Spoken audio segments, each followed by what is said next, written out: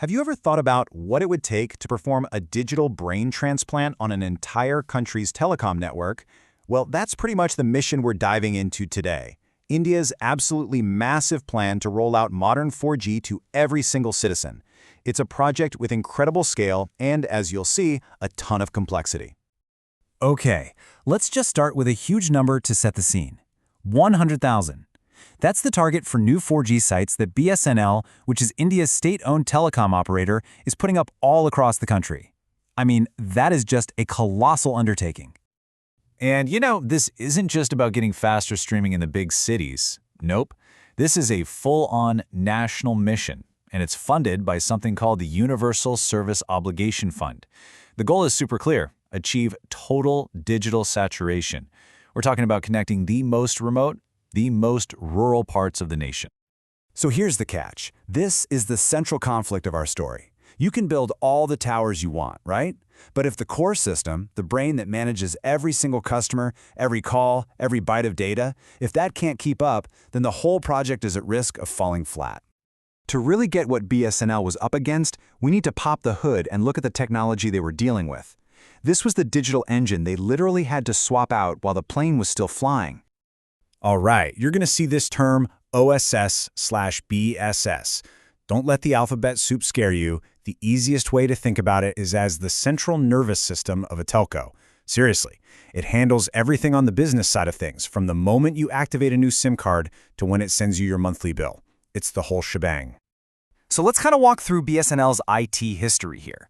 Before 2013, it was a mix of older in-house systems. Then, in 2013, they brought in a system called Netcracker to modernize and handle their 2G and 3G networks. But here's the thing: what was cutting edge back then quickly became the big legacy roadblock for this new 4G and 5G world. And this slide, right here, this really gets to the heart of the problem. The old system was like a road built for cars, but BSNL was trying to land a whole fleet of jumbo jets on it. The new 4G network needed something cloud-based, something that could scale up massively, and the old architecture just wasn't built for that, not even close. So how in the world do you solve a problem this big? Well, BSNL's answer was pretty bold and, really strategic. Instead of just buying another off-the-shelf solution from a foreign company, they decided to assemble an all-Indian team to build a brand new, homegrown system from the ground up. And here are the players. Think of it as India's tech dream team. You've got Tejas Networks handling the physical stuff, the towers, the antennas. Then there's CDOT developing the core network that connects everything. And the lead integrator, TCS, is building that new OSS/BSS brain to make it all work together seamlessly.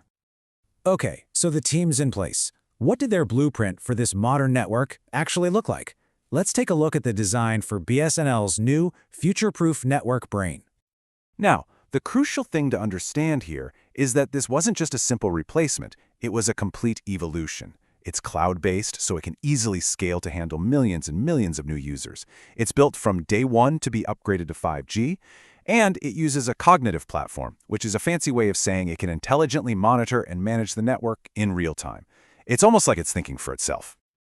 Building the new system was one thing, a huge thing. But now we get to the climax of the story, the incredibly complex, super risky job of moving millions of live customer accounts from the old system to the new one, all without a single person losing service. This analogy on the screen just captures the stakes perfectly.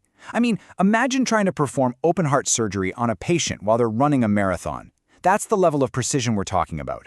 One tiny mistake could mean billing errors or, even worse, service outages for millions of people. No pressure, right? To pull this off, you couldn't just flip a switch and hope for the best. It took a meticulous, four-step surgical plan.